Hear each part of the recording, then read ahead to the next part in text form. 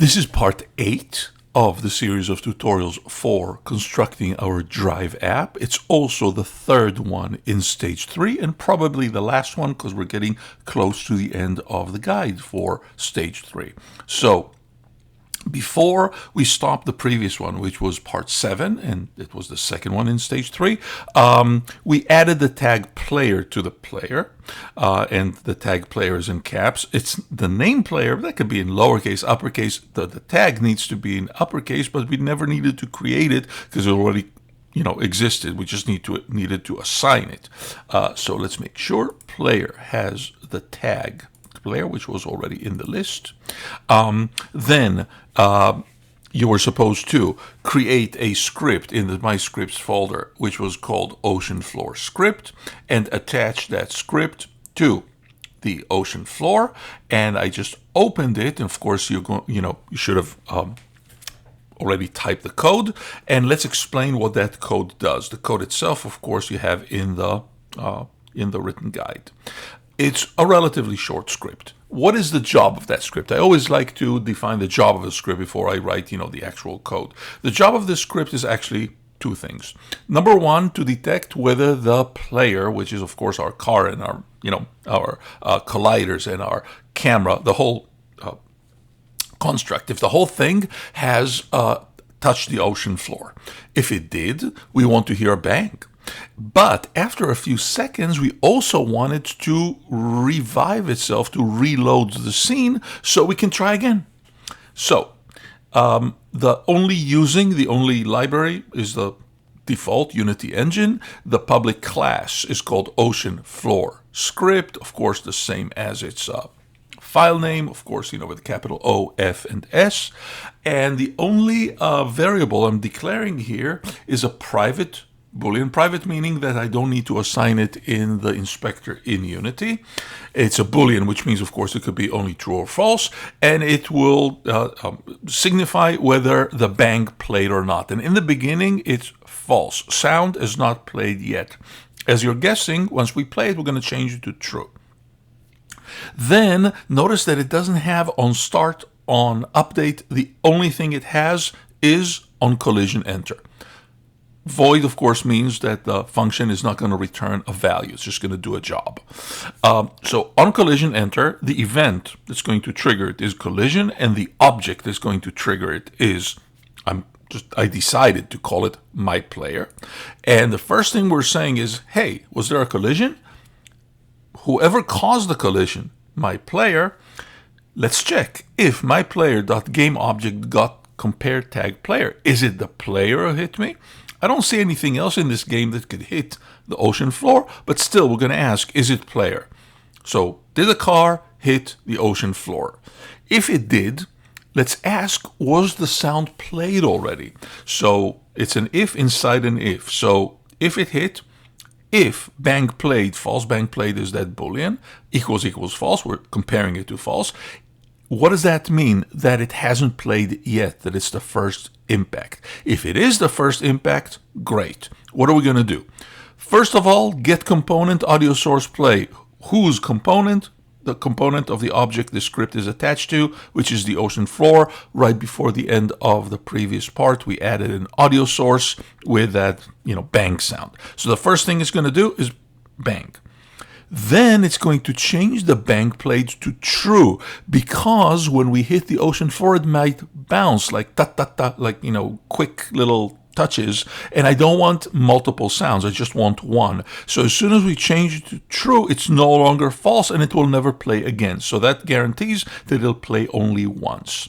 The print hit is just for the console, so I can see if it actually detected it.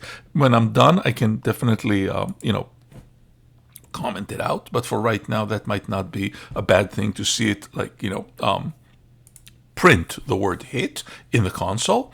And then invoke, as we learned, invoke means call a function but with a little delay. It's going to call the function called reload scene, and if you're asking what's the function reload scene, that's defined later on in the script, but not immediately. It's going to wait 3 seconds. Why wait 3 seconds? To let the sound play all the way through. So very carefully, we're closing all our curly brackets. We're closing the inner if, which is if the bank played false or true, the one that it's nested in, which checks if the tag is player, and the function itself, which is on collision enter. So what's left? The function reload scene, the one that's being invoked after 3 seconds. So after 3 seconds, public void, that needs to be public because it's called from another function, so it can see it. The function reload scene, as long as you make sure you spell it the same. First of all, it's going to report to application data. Remember, application data is part of the drive main script. It's right here. Application data has a Boolean called hit ocean floor, and it starts as false. So this script is going to change it and report it to true. Tell the app manager we hit the floor. It already has an if that will reload scene when it's true. Then I'm going to print reload, and of course this is for the console. So what's going to actually reload the scene? In the drive main script, there's already an if. If we scroll down right here, it starts as false, but if application data hit ocean floor equals true, and it checks it over and over again because it's inside the update, if finally someone reports, hey, it hit the ocean floor, it changes it back to false to prevent it from, like looping again, and tells the scene manager to load the scene active scene. In other words, the scene that we're on right now. So the reporting that we hit the ocean floor is done by ocean floor script, but the actual reloading is being done by the app manager. If we look at the guide, if our script is written correctly, when playing, you should hear the sound when hitting the ocean floor. After 3 seconds, the scene should reload. So let's see if that works. If I'm playing and I'm going to drive eventually, I'm going to fall off, maybe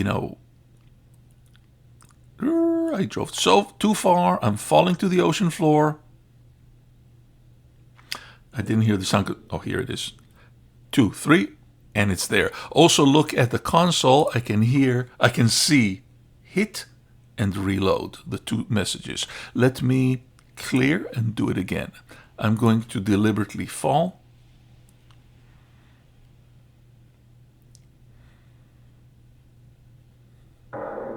Hit, 2, 3, reload, and it puts it back.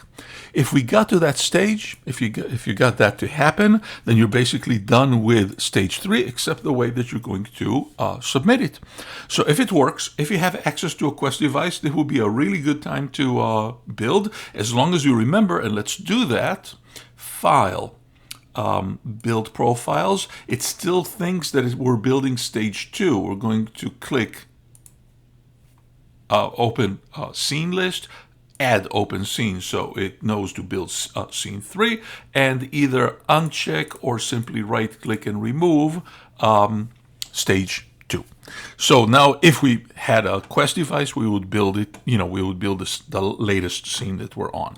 And then as far as submitting to to your course shell, end of stage 3. To submit, just like the previous stage, you're going to submit a video.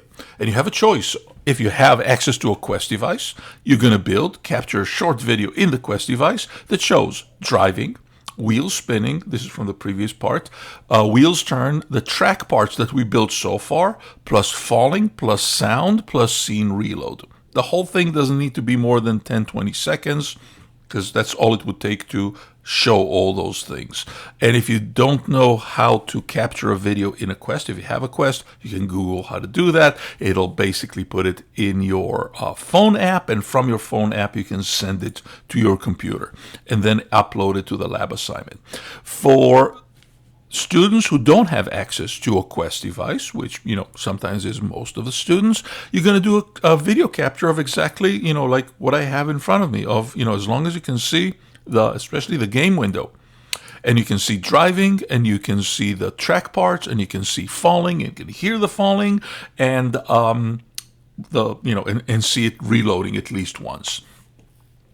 So the second way to submit is a screen capture in the Unity project playing on your computer, showing all of the above. And if you never did a video screen capture on your computer, Google how to do that.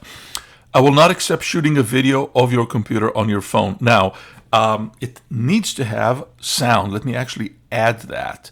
All of the above in Unity plus sound.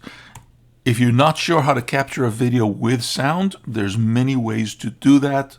Your future developers shouldn't be a problem for you. I can tell you, for instance, that if you have Microsoft PowerPoint, PowerPoint has a screen capture built in, and you can also tell it to capture sound, either from its own microphone or from its audio device. I want to hear the bang. And then once you have a video, and you cannot shoot your video with your phone, you need to capture a real screen capture. In any case, I want you to change the name of the video to your name _drive stage 3, upload it to your course shell by the due date. I will see you in video number 9, which will also mark the beginning of stage 4.